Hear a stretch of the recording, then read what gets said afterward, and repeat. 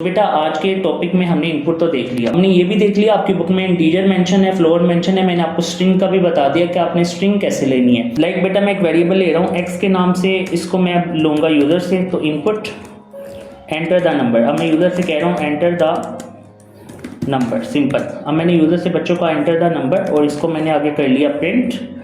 अब मैं सिंपली बच्चे यहाँ पर इसको रन करता हूँ तो देखें मैंने नंबर दिया और इसको प्रिंट हो गया। Welcome to Computer with Salman. I am Salman Ahmed, a young, passionate programmer and a computer science teacher. Let's learn, build and grow together. अस्सलामुअलैकुम dear students and welcome back to another video. अच्छा बेटा, जैसे कि आप जानते हैं कि last video में हमने आउटपुट फंक्शन को बहुत अच्छे तरीके से परफॉर्म कर लिया हुआ है। 2 to 3 वीडियोस में हमने देखा था कि आउटपुट फंक्शन को आपने कैसे प्रॉपर्ली परफॉर्म करना है। हमने फॉर्मूला के थ्रू बेटे आउटपुट फंक्शन की इंप्लीमेंट की, हमने वेरिएबल्स के अंदर डाटा स्टोर करके इसकी इंप्लीमेंट की, और जो लास्ट लेक्चर था बेटा इस चैप्टर का उसमें हमने ये भी देखा कि आपने अगर एक बेसिक कैलकुलेटर बनाना है तो वो आप कैसे बना सकते। और अगर बेटे आपने इस आउटपुट फंक्शन को प्रॉपर्ली लर्न नहीं किया तो बेटे ऊपर आपको एक प्लेलिस्ट मिल रही होगी, बेसिकली इस चैप्टर की वो प्लेलिस्ट है, आप उसको प्रॉपर्ली वॉच आउट कर सकते हैं। और आपसे रिक्वेस्ट यही है बेटे कि इस वीडियो को कंटिन्यू करने से पहले आपने सारी की सारी लास्ट वीडियोस को देखना है, फिर आपको समझ आएगी। Otherwise it will be very very difficult to understand this chapter, क्योंकि बेटा इसमें सारा प्रैक्टिकल है और मैंने लास्ट में सब कुछ A to Z आपको प्रैक्टिकल करवा दिए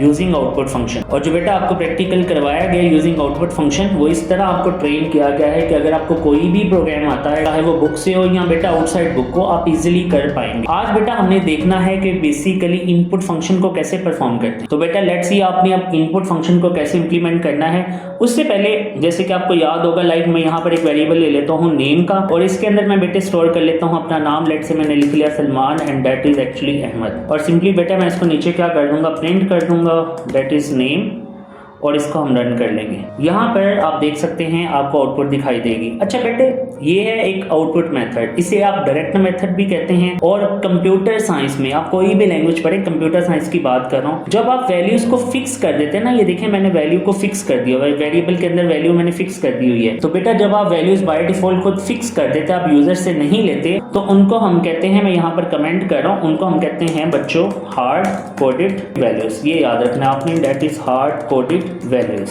कि उनको हम क्या कहते हैं बच्चों, हार्ड कोडेड वैल्यूज। दोबारा सुनिए, हार्ड कोडेड वैल्यूज।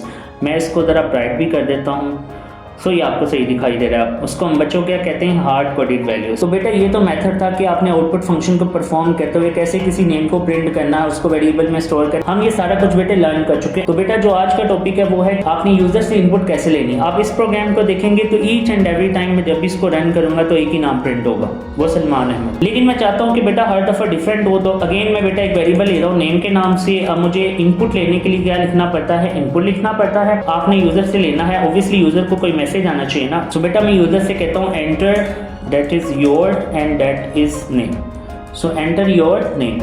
अब यहाँ पर अगर मैं इसको रन करूँगा तो आप देखेंगे बच्चे यहाँ पर यूजर से पूछा जा रहा है enter your name. Let's say मैंने एंटर कर दिया, अगेन वही नाम, लेकिन अभी कुछ प्रिंट नहीं हुआ क्योंकि बच्चे मैंने आगे प्रिंटिंग नहीं की। प्रिंट करने के लिए ऑब्वियसली आपने प्रिंट लिखना है, और किस वेरिएबल के अंदर स्टोर होगी इनपुट, वो इस नेम के वेरिएबल के अंदर स्टोर होगी। अब यहाँ पर आपने नेम को पास कर देना। अब मैं इसको दोबारा रन करूंगा, मैंने रन किया, अब मैंने इसके अंदर लेट से नाम लिखा सलमान और मैंने इसको एंटर कर दिया।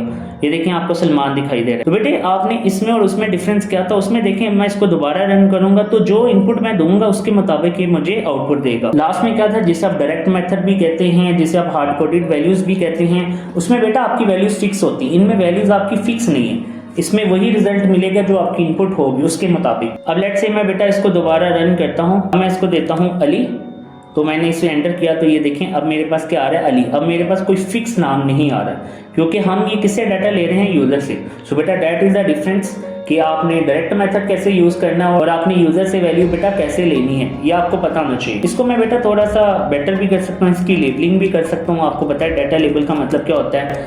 मैं यहाँ पर लेट से लिख देता हूँ, मैं लिख देता हूँ यहाँ पर योर नेम इज, या योर नेम इज सिंपल। मैं अगेन लेट से लिखता हूँ सलमान अहमद, और ये मेरे पास आएगा your name is Salman Ahmad, simple. अब बेटे आपको आइडिया हो गया कि आपने इनपुट यूजर से कैसे लेनी। अच्छा आपकी बुक में ना बच्चों 3 मेथड ओब्वियसली बताए गए।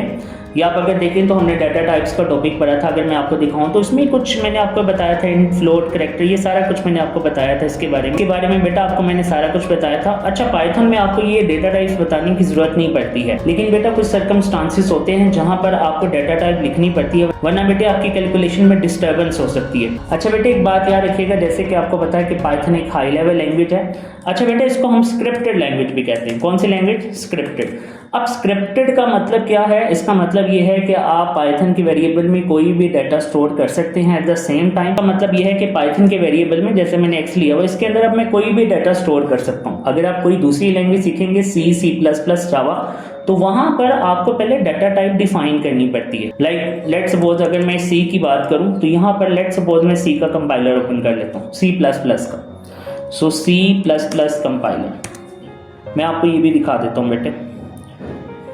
तो ये बेटे हमारे पास C++ का कंपाइलर ओपन हो गया। अब मैं आपको यहाँ पर भी बताता हूँ। लेट्स से यहाँ पर मैं एक वेरिएबल ले लेता हूँ x, उसमें मैंने स्टोर कर लिया 5। अब बेटे मैं इसको प्रिंट करूँगा, तो बेसिकली आप C++ में कोई भी चीज़ आपने प्रिंट करनी है तो आपने यूज़ करना होता है बच्चे cout का फंक्शन। यहाँ पर लिखा हुआ है ना cout, इसको यूज़ करना होता है आपने। और बेसिकली हमारा वेरिएबल क्या है? x। इसको मैं अब रन करूँगा तो ये मुझे एरर देगा, ये आप देख सकते हैं, क्योंकि बेटे मैंने अभी डाटा टाइप डिफाइन नहीं की। जैसे मैंने आपसे कहा कि आपको दूसरी लैंग्वेजेस में C++, जावा, इनमें आपको डाटा टाइप डिफाइन करनी पड़ती है। अब मैं इसको रन करूँगा, ये आपको आउटपुट मिलेगी 5। लेकिन अगर आप पाइथन में आए तो बेटे देखें, आपको मैंने कहा इसे हम स्क्रिप्टेड लैंग्वेज कहते हैं। इसे स्क्रिप्टेड क्यों कहते हैं आपको पता है कि इसके वेरिएबल में आप कोई भी डाटा स्टोर कर सकते हैं एट द सेम टाइम। इसमें मैं इंटीजर ले लूँ, चाहे 1 ले लूँ, 2.2 ले लूँ, यहाँ कोई आपको पता है आप इसमें ले लें स्ट्रिंग, ये उसको प्रिंट कर देगा। तो बेटा हम इसको स्क्रिप्टेड क्यों कहते हैं? क्योंकि एट द सेम टाइम आप पाइथन के वेरिएबल में कोई भी डाटा स्टोर कर सकते हैं।